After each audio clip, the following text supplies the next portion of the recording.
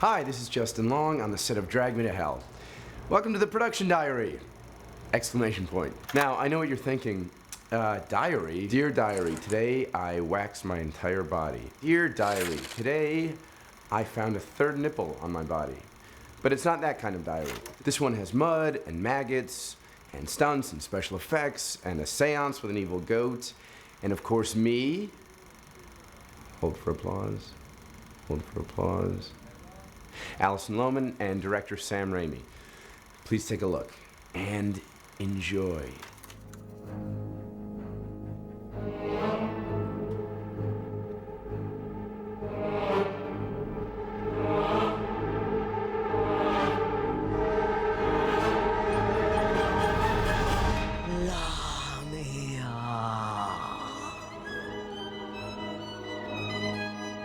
Lamia will come for the owner of the accursed object.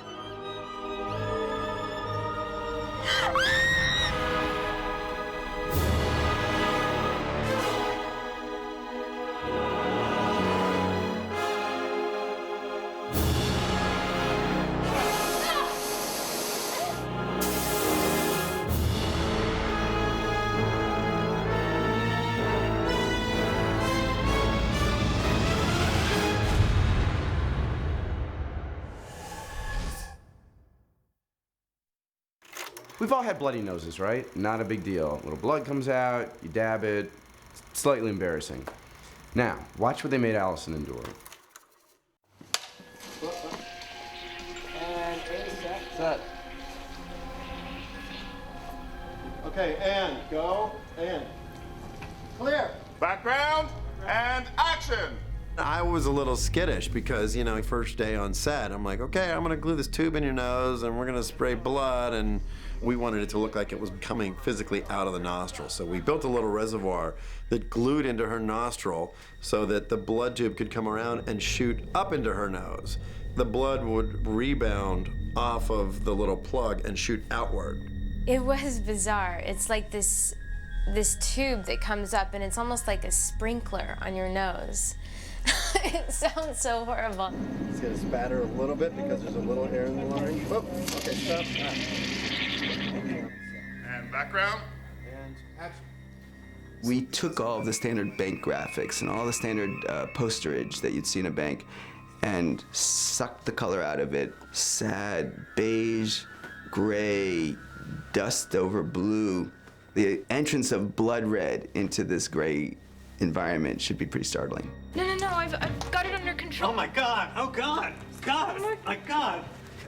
You got that, Karen? The original conception for that sequence was trajectory blood spurting that was gonna cross 15 feet and hit 20 people. On the first test that we did, 80 or 90 pounds pressure, and we sprayed the blood 12 feet. Chin up. There we go. There you go. Okay. And Sam looked at it and he's like, I think we need to bring back a little bit. I know that I'm gonna get hit with blood, but I don't know where it's gonna land. I don't know how much it's gonna be. One of the special effects guys said to me, like, that thing is strong. I guess the weirdest part would be the pressure, the amount of blood that comes through. It's pretty interesting. My luck is the one time she'll move and all of a sudden the thing will shift and we'll just be filling her brain with fake blood. Background and action! Here, let me help you. Oh God! Oh my God! God, what is that?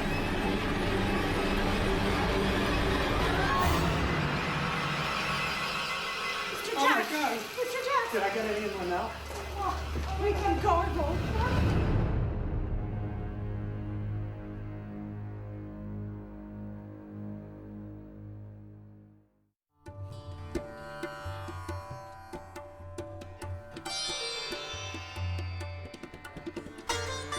This is the set that is the back room of our parlor here, where I do the seeing and the spiritual sort of insight into the people that come in here. This was a really cool process because I got to help describe some of the objects in here and work really closely with the designers and the prop people to make the stuff that was in here. So a lot of these books, I came up with some of the titles, and me and Sam worked on this stuff to make the books so that these books made by my character. I created a whole library of books that he had written, including this one, which was a main part of the action.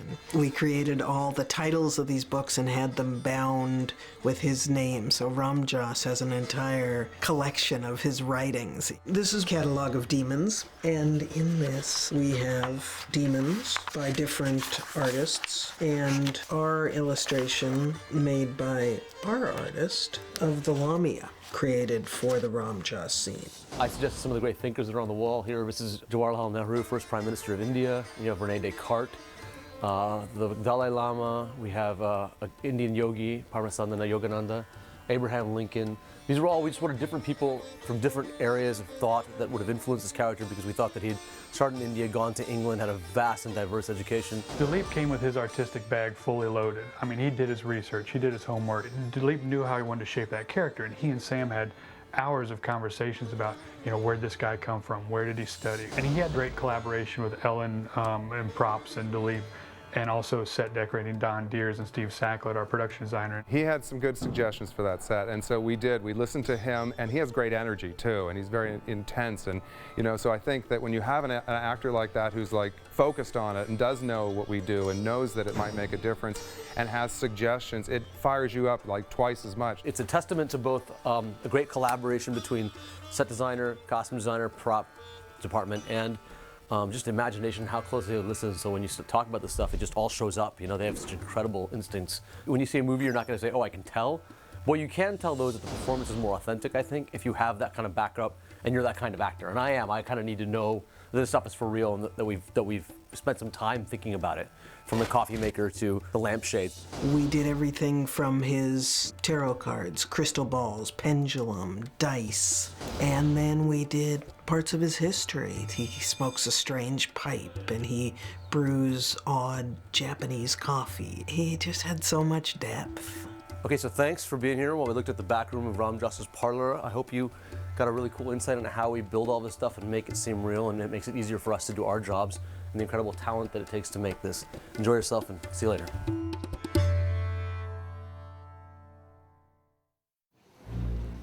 B-mark. Oh, second sticks. Marker.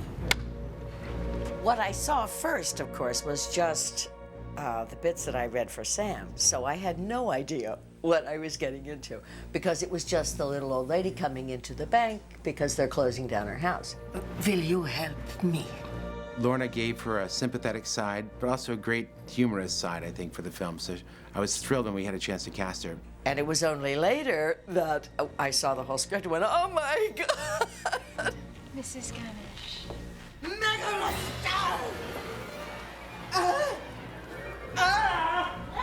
I was a little shocked and a little surprised and thought, well, hey, let's go. Lorna is the person that we deal with the most, because she's Mrs. Ganesh and we have all these different incarnations of her, and Lorna was right in there. She had this sort of ferocity to her. Great performance. Now a note about turning into the light. We want to really see that makeup job. And Sam was like, oh, she's horrible. You know, she's horrible. She's so scary. I give just all the credit in the world to Greg and the people at K&B, the people who worked on my makeup. I don't have a lot of prosthetics, so, you know, you're still working with my own face. Once she starts to become enraged, the makeup starts to get a little bit more extreme. The makeup was not obliterating in any way. It's just accentuating all of my wrinkles and, you know, adding, you know, deepening what's there. The only prosthetic piece is when the eye gets stapled shut. That whole piece, and that's a real, I mean, they did an incredible job on that. It's not too bad, yeah. It's just weird when you're used to being able to see and you can't out of the one eye. But it's not too bad. This is quite different from anything else that I've done before, and I'm delighted that it happened because it's been a lot of fun.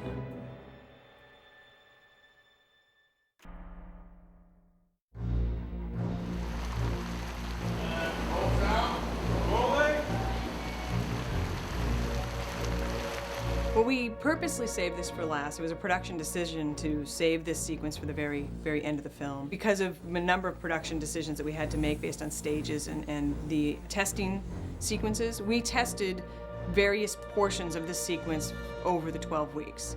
So each thing would be discovered, whether it was the mud substance that we were going to use, the primary mud substance that was not going to work. She has sensitive skin too. We've done multiple tests on the mud product to achieve a skin-friendly, no problem mud. The mud test actually hasn't worked out. I broke out in hives from it, so they're gonna try to just use real mud, which would be nice because it'll look like real mud. I'm ready for the dry dirt. Ready for the dry dirt now. Ready for the dry dirt now. It's actually spa mud from Calistoga. On test.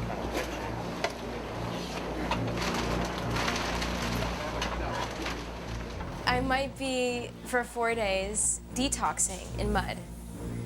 It'll be cool. We're gonna rig Allison up. They've made up a mud, a spa mud concoction that is gonna fill up the tank. It's really expensive peat moss. It's Canadian peat moss, especially imported because it's the most organic. Wow, and it's all in there, huh? Yep, it's mixed in. If we turn it off, it settles to about this thick and then about 2 inches of clear on top. So we just keep agitating it all day. We built a steel shell of the tank, 3-sided trapezoid, so it's just like she dug it out to get into the coffin. We built it out of steel, and we have dams that we're going to put on at 1'6" increments.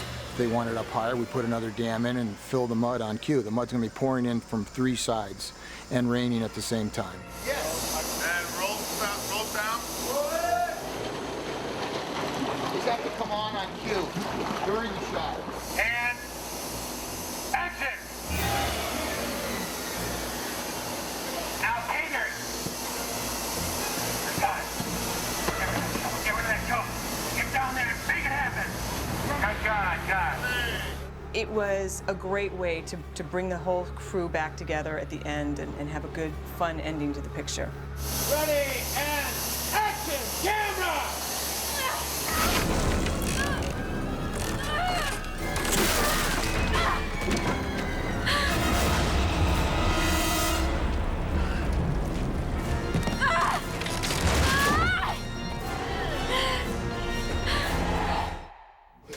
Great. Show me that again, Buzz. Show me like three mini lunges and snaps attached to it. All right, so I'll just say and lunge. Yeah. All right.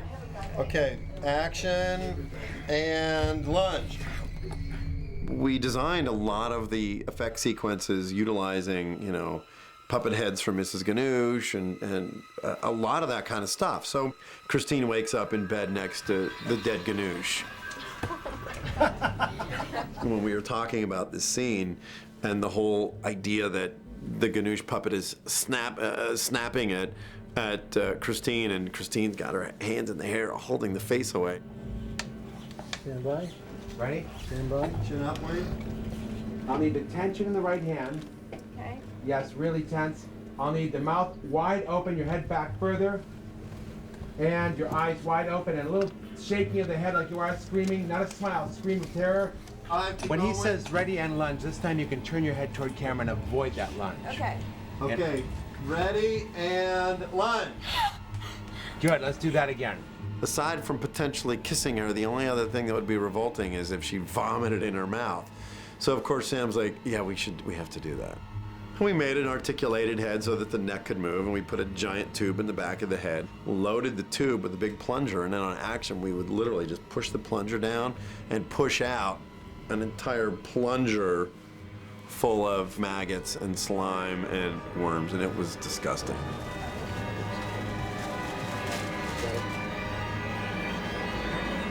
Ready, action, 3.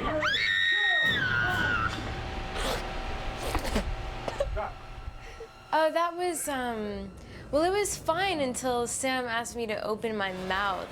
That was kind of disgusting. Oh my god. I think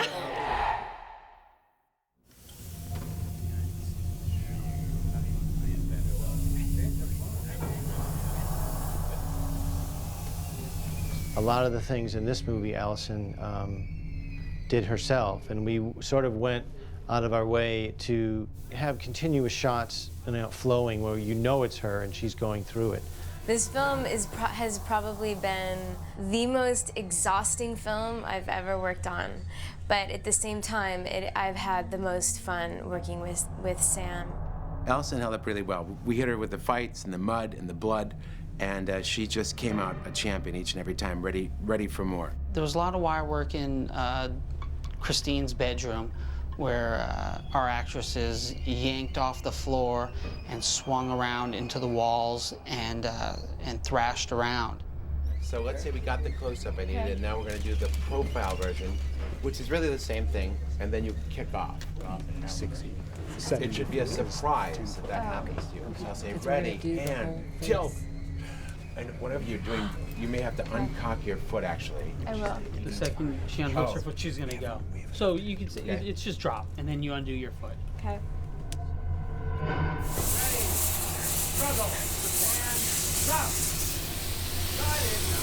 I got his hand. I actually enjoy doing the stunts. I think it's fun.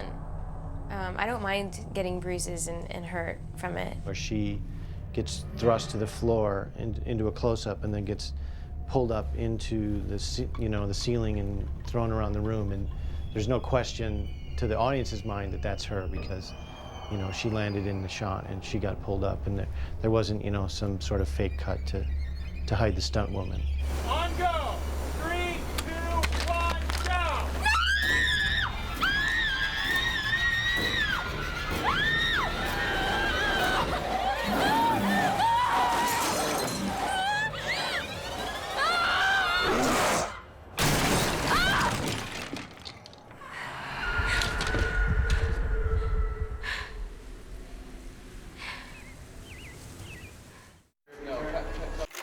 Poor Allison. Blood, mud, vomit, hanging from wires, and perhaps her greatest challenge and thrill, working with me.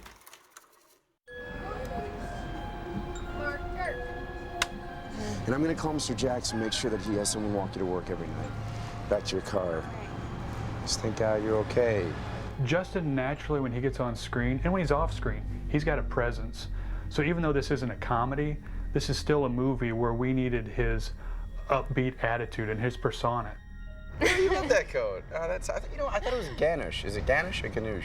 I kind of play just the doting boyfriend. In most movies, this would be the girlfriend role who kind of comes in, and after all the crazy stuff happens, and they say, "Are you okay? Is everything all right?" Just like the supportive through line. So for me, the movie, I always saw it as kind of a love story.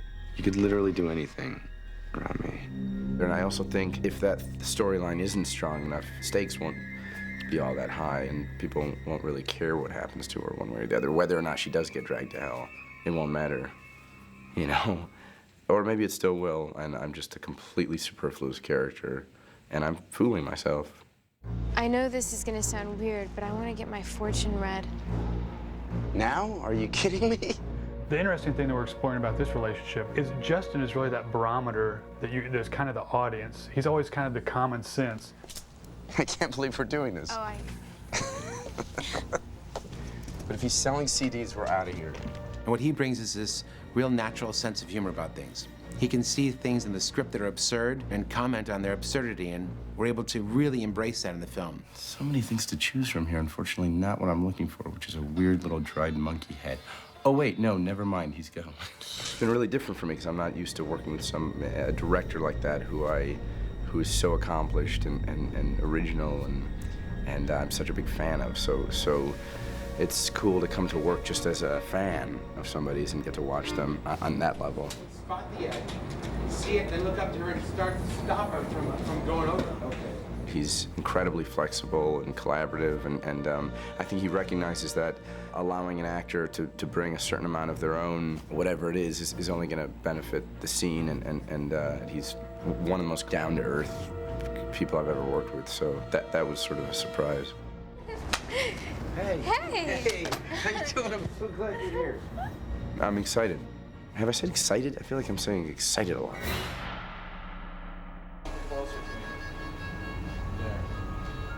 Ready? Shake.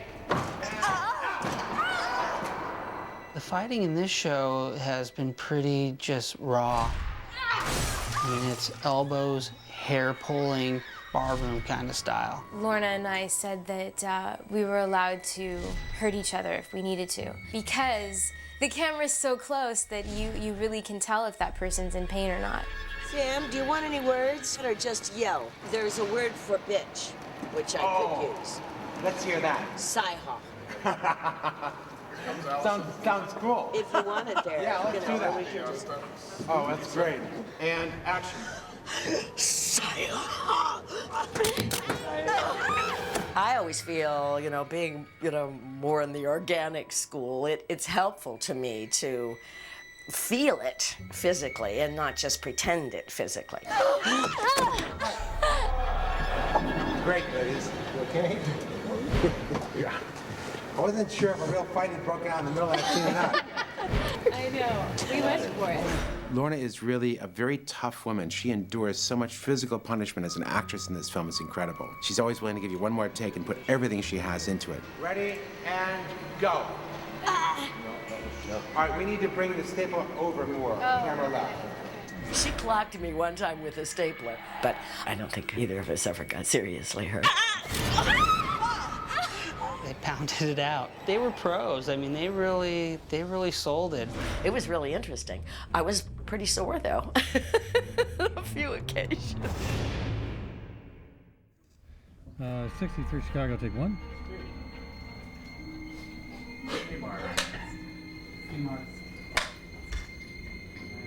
I'm Kathy Pittman, and my company is Performing Animal Troupe, and I'm the animal trainer. When we train it, it's always in baby steps. Same way you train a dog, and it's all with food positive reinforcement. We find out what the action is, and in this case, he's supposed to be terrified. So we would train certain behaviors to make it look like he's afraid.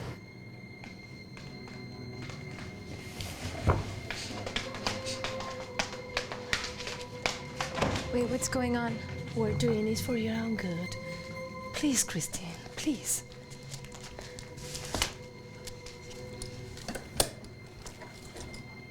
Thank you. This is Billy, our young one that's training to rear. Show him just with the food at first. So we would start just doing that. Paying him. I started with a little pressure, and then Mike would come in and pay him. All right, now go ahead. Stand. Good boy. And with all the movie magic, that will look more fierce. He's a little bit smaller than Hoover, but when they get that big, it's hard for them to rear up. Okay, I'll put a little pressure on him. It's about the pressure. We combine the pressure on the lead rope. So that's it. Ta-da. Thank you. That goat was so cute and so lovable that it didn't work. I mean, it was too cute, and it was following everyone's dialogue, and it put its face on the table, and we're supposed to kill the goat. He's so cute, he's adorable. So we had to pull the goat out. We put in a fake goat. We put a stuffed goat into the scene because he was too distracting. He was licking Allison's arm, making them giggle. We never planned for that. We never planned for too cute. I welcome the dead into my soul. He's eating my clothes. Yes. Luckily, we had a puppet goat, so we had that, and we said, can you pull it into the scene? Let's keep its head off the table and make him disappear a little bit until we want to see him. It's really good. We should have been using this goat. It's really excellent. There's just something about a bunch of guys pulling cables and operating radio control, and there's a puppet that moves around, and the eyes move side to side and up and down, and Sam loves that kind of stuff. It's great, guys. We'll start using it whenever we need the goat in these dialogue scenes. It's going to be so controllable and pleasant. It doesn't even sound like the motors are making any noise. It's all cables. Beautiful job. All right, stand by to use it in the dialogue scenes.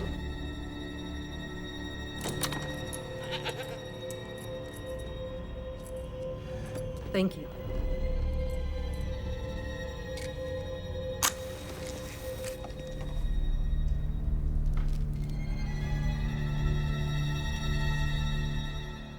And action. I welcome you, Daddy, to my soul. 3. 5, 6, 7.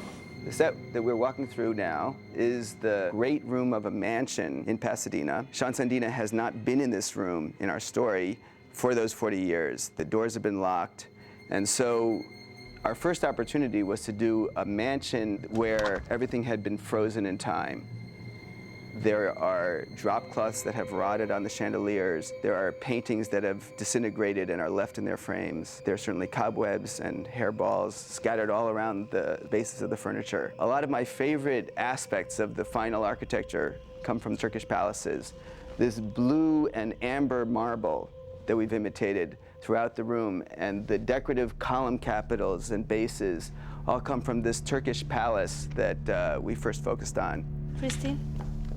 We've done a number of things to make new things look very old in this room. On the drapery walls, which cover every surface of the room, we have bleach stained the pieces and then overpainted them with asphaltum, which is a brown dye. We've taken, like, you know, thrift store books and dyed them, just dunked them in the paint just to sort of create this. You let them sit for a while and it looks like it's sat here for 40 years. We've also taken wire brushes to the fabric, wire brushes to some of the furniture to give a shredded texture to it. Most old furniture will have the stuffing in it, which is, you know, standard stuffing. This one happens to be an old piece, but it has, you know, a kapok, another lay and another layer. So we call this shreddies, and we've been creating shreddies with wire brushes. We knew in the first reading of the script that we were going to have a tricky set build here. We have people flying in the course of the seance. This set has been designed with no ceiling. We decided to leave that for CG to fill in because nearly every scene was going to need an opening for lighting to come through or for rigs to come through. Randy Beckman, our stunt coordinator, has been rehearsing in this space for the last 3 weeks. For the fire shots, we brought in a stuntman who actually is an actor too, and had him do the fire stuff. The effects made a table with 5 pockets of propane that can come out, and that's where he did his dance. They called it the jig, and jigged around, and it was exactly how we planned it.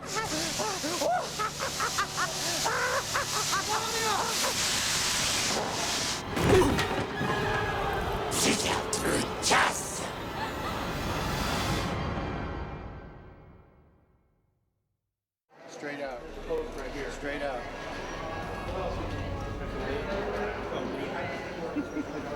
And we arc like that. To get all the angles that were depicted in the storyboards and the animatics, we really had to have a car that could come apart to give us any position we needed for the camera. Jimmy Schwammer, head of physical effects, created this puzzle car, which was a version of the same Ford Focus, but it could come apart in about 6 different ways to find any position we needed. After we read the script, we noticed that there was this one vehicle that was in like 20 different scenes, and they're all real close-ups and very specific. Gas pedal, jamming it into gear, burning rubber, taking off, and all these things added up to what we call a puzzle car. The front engine compartment came away from the car, and the back trunk came away from the car. We had meetings about that, and we went through every shot and figured out what part of the car had to be off and what part of the car had to be on. We could have a door off in about 27 seconds and back on in 32. We had 4 different roofs where you could shoot in and see a piece of roof, but the rest of the car is gone and the camera could be right in on her. It worked amazingly well. There's no way that we could have shot it without that car.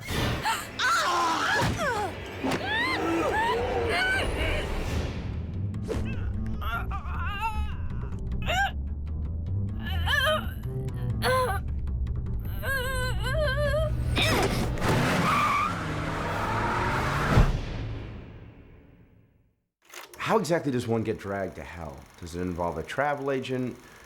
Do I have to know somebody? Is there some sort of list and a velvet rope situation? Well, this is how the production did it.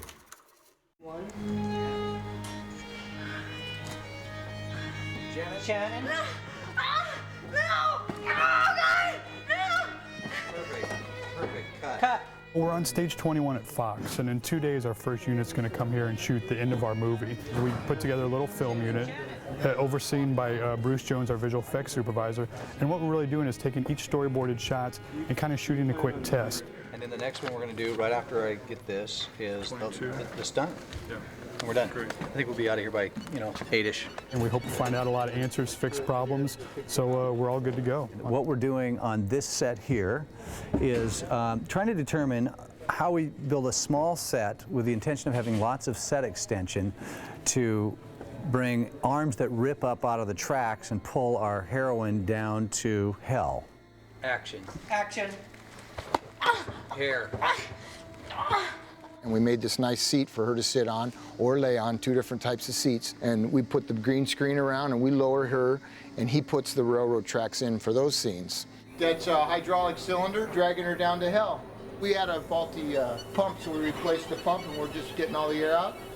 Plan B is in motion. We've had to figure out how to get our monster light, which is really being kind of a mylar that we're kind of holding at a certain angle so that it shines light up on her for our monster lighting. That our little space, though tight, will work. It's 12 guys in a Volkswagen, basically. We had Shannon Shea and Beth Hathaway and Claire Mulroy in demon costume parts that were reaching up through the fake pit, grabbing her, and they were blind on action. They have to go and reach up and hope that they hit their mark. So they're poking her in the eye, and One more time that dance, please. All right, here's the dance. Down below, grab her other ankle, please. Thank you. Descend left leg, right arm reach, right leg. Yank her hair back. And then break free with your left arm reach toward Clay, and that's how we end it. It's hard edges. It's easy to do 3D match moves where you can track a 3D environment back onto an actual live action plate.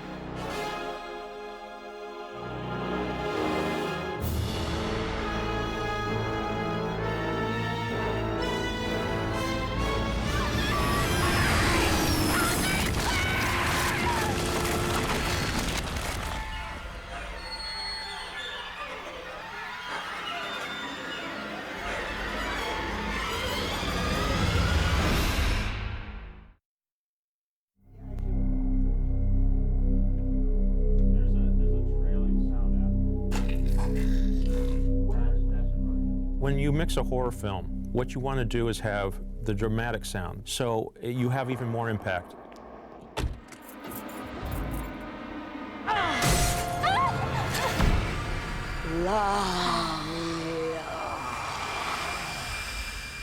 At the same time, Sam doesn't want to take away from the original performance, so you have to walk a thin line of keeping it realistic. Sound effects, especially in horror, you can get a little more stylized and over the top.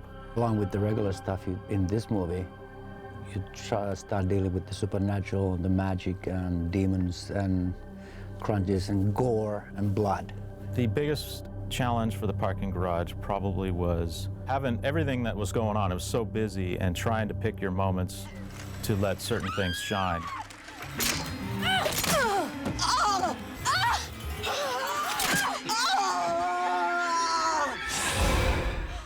There's just layers of stuff, and once again give Sam options to deal with the levels of goofiness, scare, and gore.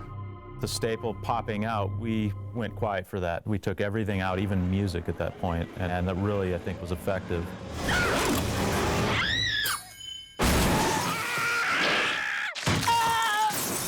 Good? Yeah, that's good, man. You're not gonna lower that? Sam also liked to take away screaming, any yelling or anything that was on the interior shot, and would go ahead and completely eliminate it on the exterior to give you a more dramatic change for perspective.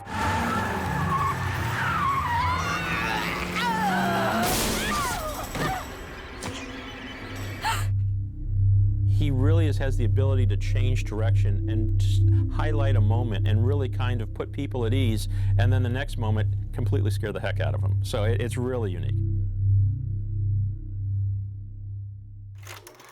Wow, so that was awesome. That was a blast. Okay, so I had fun. I hope you guys did too. You got to meet the cast, some of whom were a lot cooler and more impressive than others. You got to watch Sam Raimi, the legendary, the elderly, legendary Sam Raimi on set. doing what he does best, bossing people around. Oh, and you got to check out the goats. That was fun for all the 5-year-olds. Well, that's it for the production diary. Hope you guys had fun. On a scale of 1 to 10, I hope it was north of a 6. Take care.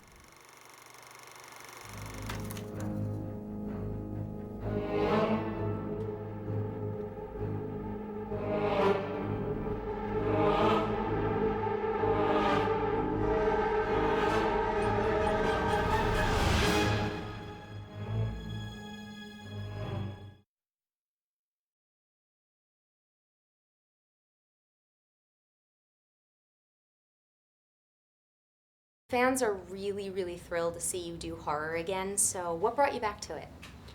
Well, I've always loved horror movies, and I had just been away for a little longer than I'd wished.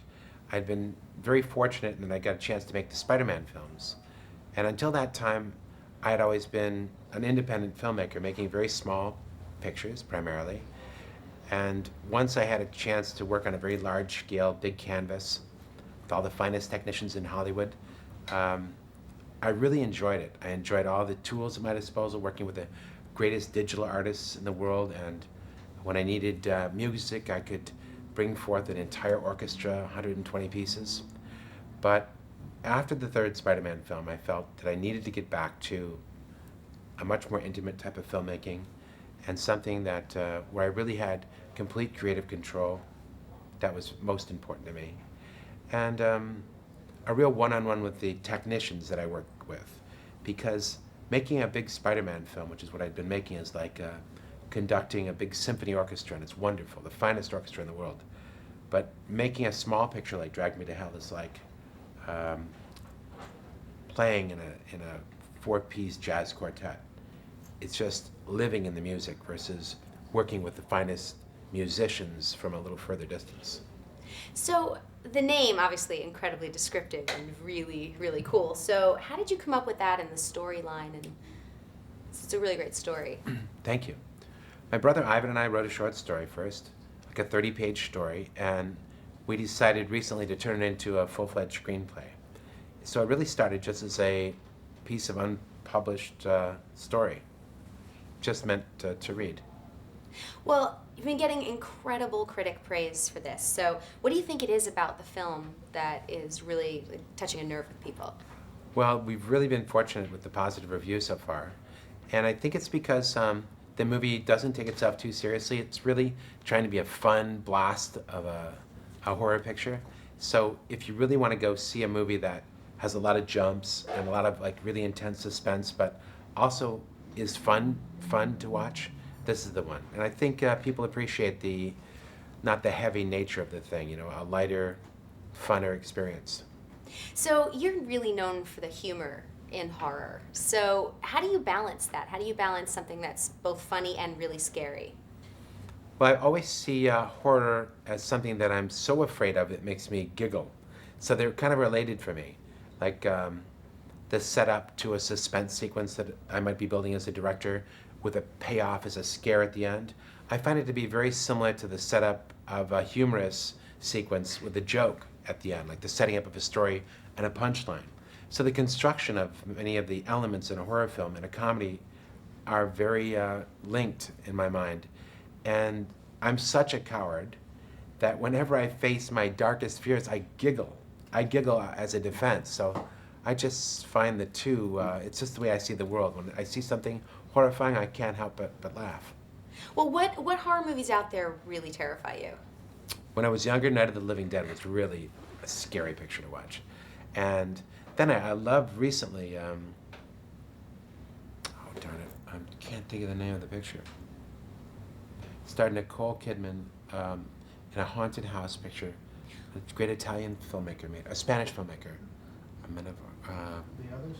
Yeah, The Others. Yeah, thank you. The Others is another picture that I liked. I thought that was really scary. Great acting, great directing. Well, so talk about casting Allison and Justin, and especially Lorna. Well, Justin is great to work with. I needed somebody who the audience would really respect, somebody they would think was a worthy love interest for Alison Lohman's character to be doing all these terrible things in order to win his love. And he's got a great sense of humor, which makes him very endearing. And he's great to work with because he's able to come into the scene, completely believably inhabit his character, and yet he's got a sense of humor about the situation, the scene, from the character's point of view. Not from Justin Long's point of view, but literally from the character's point of view. He can see things that are absurd, and as the character in the scene, convey their absurd nature, and it's really funny. So he's great to work with. Alison Lohman was really lucky that I got Alison, because at the time, the actress that we had, it couldn't work out for her, so Alison stepped into the lead at the last minute. And I didn't really know Alison, except I loved her in her previous films I had seen. And she's so right for the part. Now, I can't imagine with anybody else. She's a real gung-ho actress. She let me put her through a tremendous amount of trials for this film, Drag Me to Hell. She's attacked by a corpse.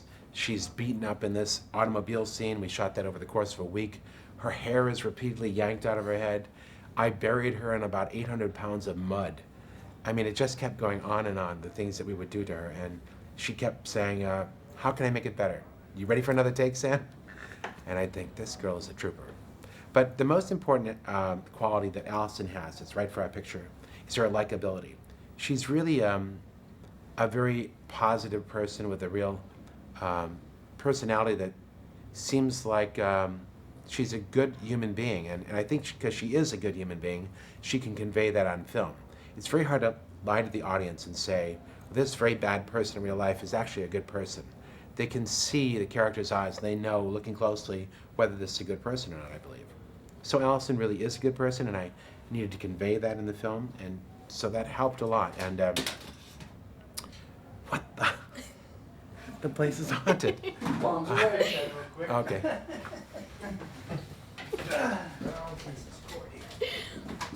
I know you know I'm going to ask you about anything scary that happened on set, so. Oh, scary. Like random things falling off lights and. Hold on one second. Oh, sure. No, nothing really scary. No, okay, I want to ask you that.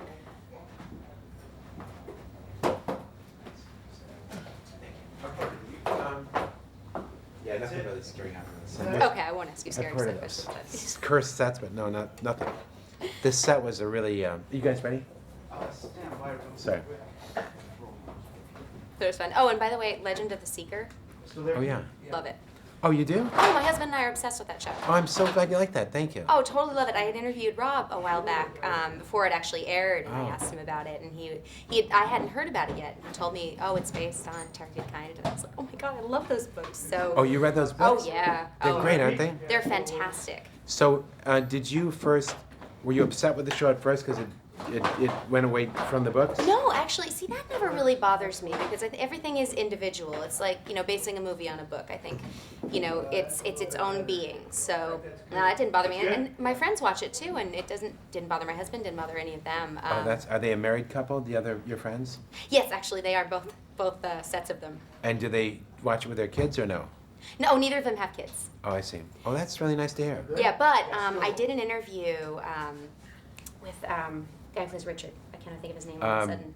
My mind's a blank. Yeah, I'm having that day I've been giving too. interviews all day long. Yeah, but I I interviewed him and I put it up, the link on Facebook, and I actually have a bunch of friends who said they watch it with their kids. My friend Ashley watches it with her daughters. Oh, wow, that's great. Cool. Yeah, so just absolutely love it. Oh, okay, I guess we're back on. Thank you.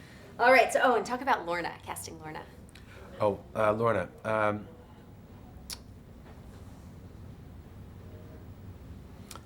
Well, I needed an actress who could look a little older, because the character's age is supposedly about 60 or 70, but I really needed somebody in their 40s or 50s who had the strength to pull off this tremendous amount of demands that this role asked for.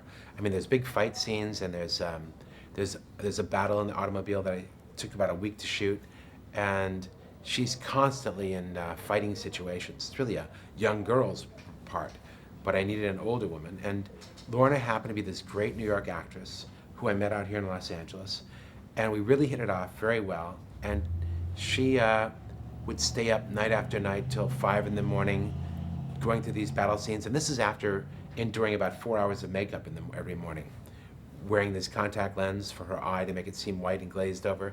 So she did all these scenes like half blind, and she was just a wonder to work with. The greatest thing about Lorna is she really got me to be sympathetic for her character in a scene where Alison Lohman first denies her the bank loan. Yeah, she's a really sympathetic character, and she's already been called, and I've read this more than once, one of the classic characters in horror films. Oh, that's so nice. I So- saw that too. That was a very nice comment. So what is it about that character that you think really grabs people? I think people understand her as the monster. She's a woman that is a victim of the banking system, and I think a lot of people nowadays can understand that. She's somebody that needed some help, and because of someone else who made a choice out of greed, Lorna's character suffers. Only in this case, Lorna's character, unlike the rest of us, gets some vengeance. A little too much, but she gets her vengeance. Well, the scene in the car is amazing, and staplers and biting faces, and so talk about coming up with the shots for that scene. Well, the scene in the car was a very long sequence to shoot. It took about 7 days of principal photography and then about 6 more days in a studio to pick up all the inserts. It was made up of hundreds of shots, and a lot of it has to do with makeup effects, shooting around and in support of the makeup effects, such as the Lorna's dentures and her artificial teeth that she'd put in, and the fact that we had to have stunt ladies drive the cars in these crashes. So there's a lot of switching out of stunt people for our characters, or dummies, when the characters couldn't perform all the pieces necessary. So it's really made up of a lot of different trades in the movie: makeup effects, stunts, camera tricks, mechanical effects. Mechanical effects, I say, because we had to shoot so many angles in the car. We had to have our mechanical effects team make us a puzzle car, a car that we could pull apart. At any particular time, we could lose the passenger side, or the whole rear half of the car, the front half of the car, or the driver's side of the car, and get the camera and the lights in that missing side. So it was a real complex and long process to put that sequence together. 2 more questions. Was there ever talk of a Bruce Campbell cameo? Yes, we tried to come up with a cameo for Bruce, but Bruce Campbell was working on Burn Notice, and that show is so popular now they couldn't let him go long enough to do a cameo for us. Okay, and then since you've gotten such a good reaction to this, more horror coming from you? Well, right now I'm working on finishing this movie. I've still got the DVD mix to do and all the colors for the DVD release. But after this film, I'm hoping to jump into the next in the Spider-Man series. Well, we hope you do more horror. Thank you.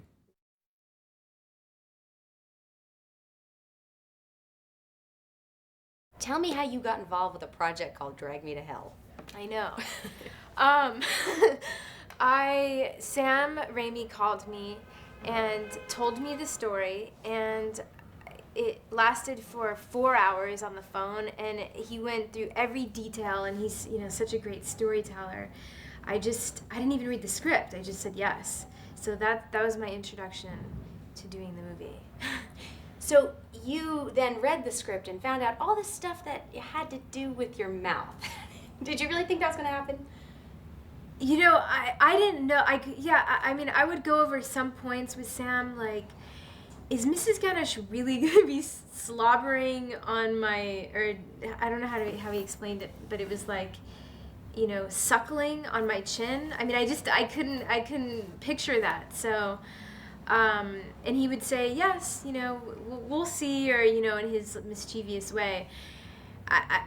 So a lot of it was, what is this? What does this mean? Kind of thing.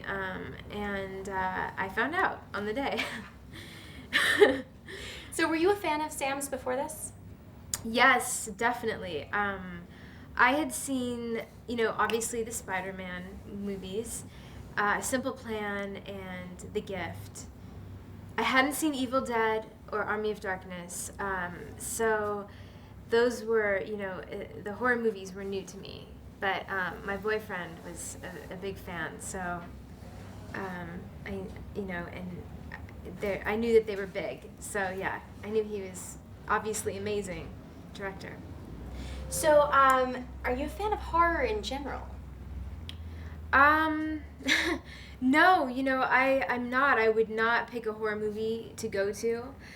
But after doing this movie, I'm definitely more interested in seeing horror movies and how they make them, and seeing the difference between Sam's movies and other movies. I like the way Sam does a horror movie. It's more of a classic approach, I think.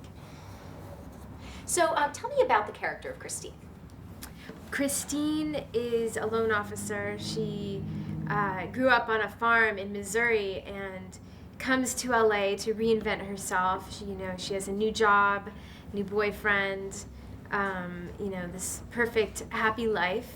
And one day is at work and she meets this woman who wants an extension on her loan.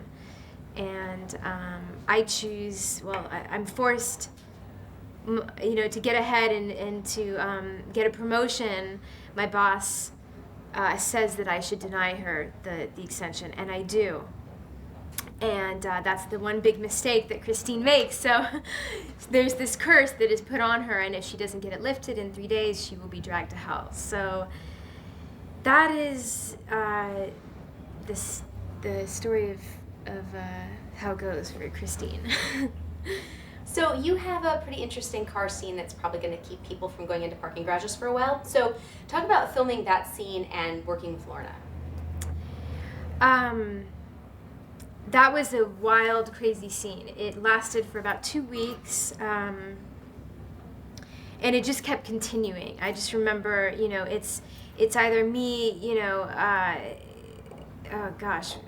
stapling her eyes shut with a stapler gun, her strangling me. It's just one thing after another, and it was very intense and very hard to keep that energy up. I remember, but I think it looks great. I saw the movie recently, and I'm really happy with what Sam did with it. It was wild. Okay, so tell me about working with Lorna, because she is seriously scary on camera. What's she like not on camera? She's not scary. Obviously, she's a real person, and she's just a great actress. She's unbelievable. She really, it's and she also makes the character complex. She has that kind of demon monster like part of the Mrs. Ganesh, and then you sympathize with her. So you see, what this woman has gone through, and you get to know a little bit of her background and her history. So the dynamicness of that, it makes for a really, compassionate and compelling character. Yeah, she's got some pretty scary makeup though. Yes, and the makeup it all helped. So without giving stuff away, you've got a pretty messy scene toward the end of the film, the grave scene. Yes. So talk about filming that. That scene was probably the hardest scene in the graveyard, digging up the grave of Mrs. Ganesh, because it lasted for 2 weeks and I was wet the entire time and in mud. And, it was just, okay, now what do we do? And instead of, just a simple scene, it would be me, screaming, at this woman to take back this button. And, oh, God, and just being rained on for 2 weeks. It was wild. So did you do all your own stunts? No, what I would do is we had a stunt woman come in and show me. It's almost like a dance, and they would kind of choreograph it, and I would learn it, and then go in and we were actually doing this in rehearsals. So I wanted to make sure that all the stunts that were done were by me, because I wanted it to look very real. And so she would show me it, and then I would just follow what she would do. And there were probably 2 moments of the movie that were her, and then the rest were me. So, gotta ask you, do you have a cat? I have 3. So was that weird to do the scene? Yes, it was not right. I actually I begged Sam to not have that scene in the movie, because I didn't know how I was gonna do that part. And, the last day of filming, we just thought, why not? Let's just try it. So you also got to work with a goat. Tell me about the goat. I like farm animals. I thought it was great. He added a different dimension to the whole movie. I love working with animals because they're spontaneous and they kind of break up the monotony or kind of stagnant moments. So what actually scares you? In real life? Yeah. Well, the moment in the cars, the parking lot is, I definitely remember that. Having moments very similar to that where you're walking, no one else is in the parking garage, and you look behind you, no one's there, but you want to pretend that it's not happening, and then you get in your car and you think that someone's in your car, so you look really quickly. I remember that. Definitely. So, I mean, I definitely think that there's, definitely there's moments in my life that I relate to with this character. And so what projects do you have coming up next? I did a movie called Game. It's actually called Gamer now, and that's coming out September. And that's it. And what's that one about? It's set in a dystopian future where humans are playing humans and controlling them on a global scale. And but in a video game setting. It's very kind of complicated, but Gerard Butler's in it, Amber Valletta, and Jerry's great in it, and it should be a really good movie. I'm a gamer, so I had to ask. Oh, okay, So, you'll yeah, love it then, that's definitely. really cool. I'm not, so it was interesting. I have dreadlocks, and I'm riding a motorcycle in it. It was wild.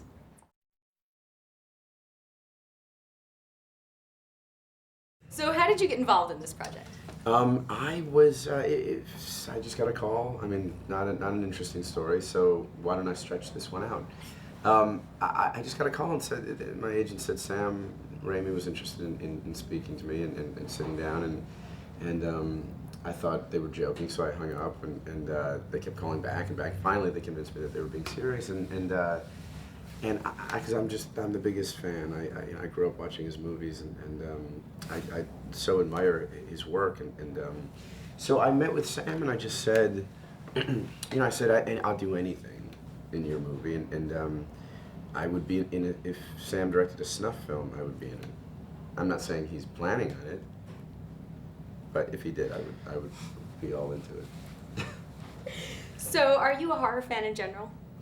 Yeah, I would say, I like going to a good horror movie. I think Sam's in particular because it's such a great blend of horror and comedy.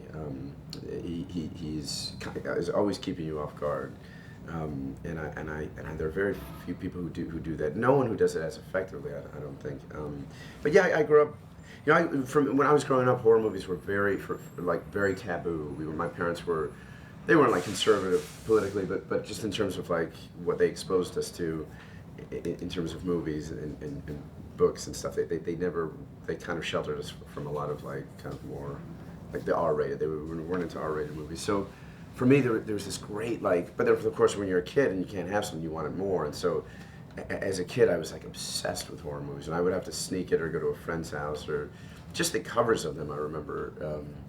And getting weirdly like turned on because there's this great mix of like sexuality in a lot of them. There's this great like there's always like a scantily clad woman like in this horrific situation, but it was still so it was confusing for me. I was like, wait a minute, that's very attractive, but yet that's frightening. I'm confused. So they kind of messed me up a little bit.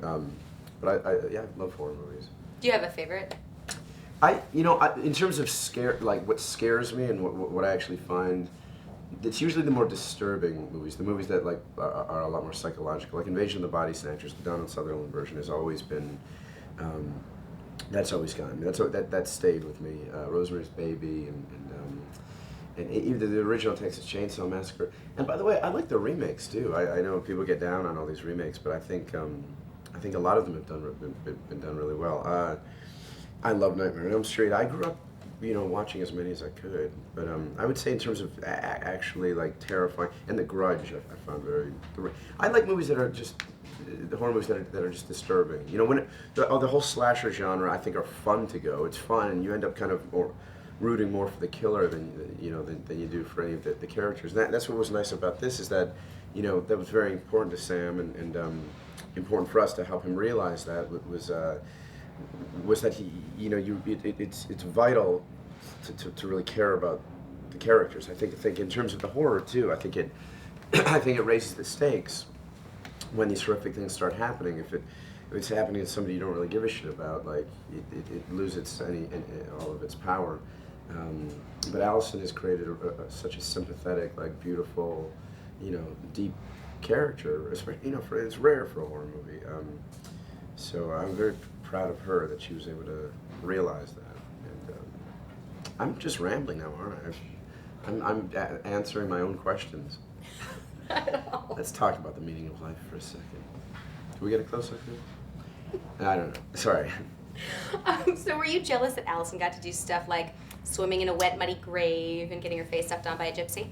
I know it sounds strange to say, the fact that she got vomited on by maggots and got to get sucked on by a gypsy, that sounds weird. But I was. At the time I wasn't. At the time I was like, sorry dude, I'll be in my trailer, have fun. And in fact, I had so much time off doing this movie that I was able to shoot a little part in another movie during this time. But now, of course, looking back, I'm very jealous. I wish I got to be sucked on by a gypsy and thrown up on. Because that's the fun stuff. I'm the guy who comes in. I'm like, baby, it's gonna be okay. I'm gonna be in the other room. If anything happens, just let me know. And then I leave, and all the awesome like Sam Raimi stuff happens. And then I run back in at the very end. I'm like, what happened? Are you okay? It's okay. I'm here now. So that was my function in the movie. And by the way, so happy to do it. As I said to Sam, I would do anything in your movie, and he gave me more than I thought he would. So I was just happy to. I'm so honored to be a part of this movie. I think it's a work of art. I'm honored to be a part of his like horror canon too. Well, so it's also sort of a cautionary tale in terms of the banking industry. Yeah, it's funny. This has been coming up, and rightly so, because it's it's obviously very timely. But I have to say, and I don't want to speak for Sam, but this was written years ago, and I don't think he had the intention of making any sort of like lofty statement about the financial crisis and specifically the banking industry. But who knows what has happened to him? Who knows what led him to create this story? So I think clearly Sam was denied a loan or two back in the day. I think he's fine now. I'm sure he'll be fine now. Well, every film, any sort of horror film, has some kind of weird on-set story. Did anything weird happen on set?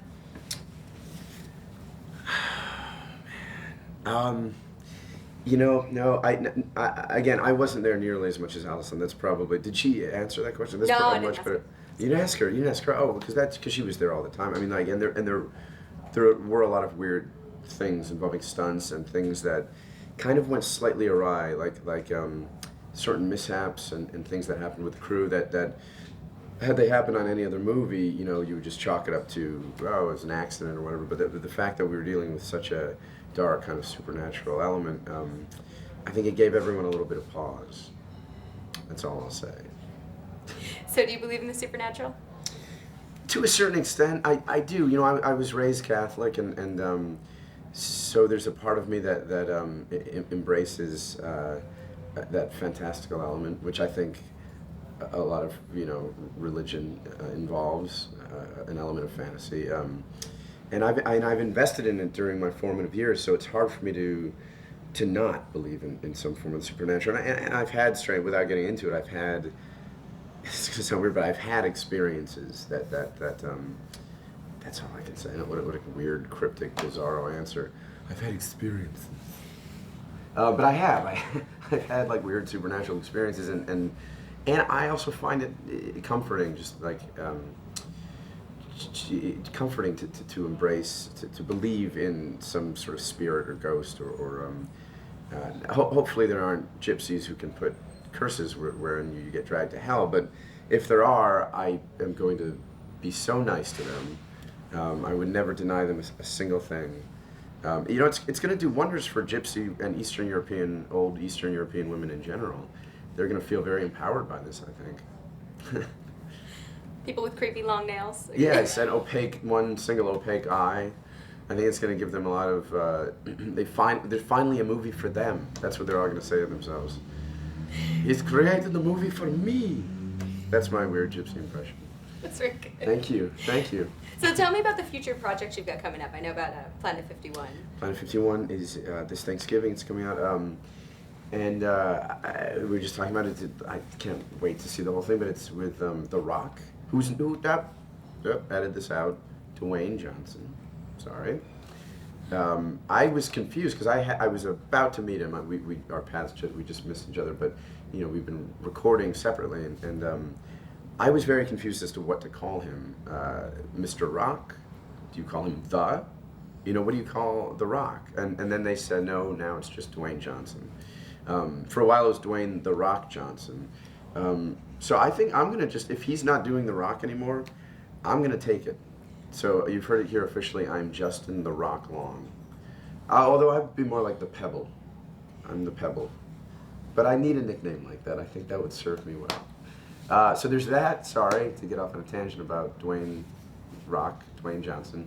But there's that, and there's I did, while I was shooting this, I shot a little part in Miguel Artea's movie Youth in Revolt, which I saw recently, and it's I can't wait for people to see it, with Michael Cera, who is a genius, Afterlife, a movie called Afterlife that I did after this, where I kind of go through more of the horror element with Liam Neeson and Christina Ricci, and I'm doing a movie this summer called Going the Distance, which I start in a couple months. It's a romantic comedy, two people in a long distance relationship. I'm boring myself, you know.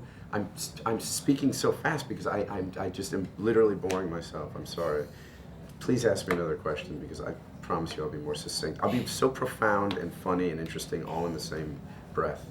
They just wrapped me Oh, up. no, we got one more. You... Please, I have to redeem myself. This is devastating. No, I'm laughing. I just can't make noise because you're talking and it's generic. And I'm in this, and what else do I have coming out? I mean, who gives a shit? Sorry. People want to know that. Nah, they can look on IMDb. No, they don't want the to always waste your accurate interview. IMDb. Well, one more, I'm sorry. Do I have one more on here? Probably not. I think that was good. There's I not think a lot. Actually, like,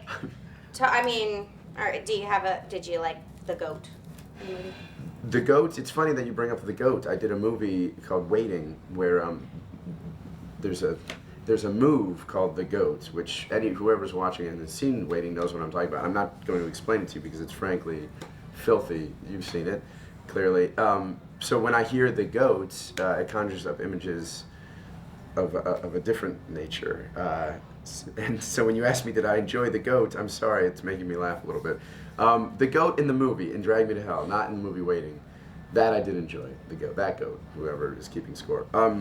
I wasn't around the goat, but I like goats in general, and I have to fill you in on a little secret. I'm obsessed with YouTube, and if there are other goat fans out there, you have to go to YouTube and type in goat yelling like man.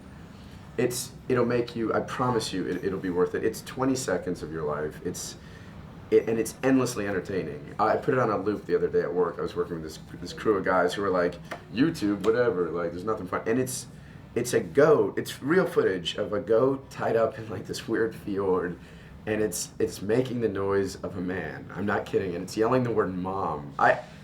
Do yourself a favor, if I said anything in this interview worth even recording or putting anywhere, please go home, forget Drag Me to Hell. You can see that, I want you to see it because it's good, but more importantly than Drag Me to Hell, go YouTube goat yelling like man, and thank me if you ever meet me out there. You will thank me. It's great. It's a goat yelling like a man. How can that not be? Mom! Sounds like that. I'm not, and that's not an exaggeration. I sound less human than the goat sounds. It's crazy. It's the best. It's so amazing. I can't wait for you to see it. I'm totally Googling this It's the as soon as best. I get home. Mom! It's amazing. It's sort of sad. It's like this lonely goat in a fjord who speaks English.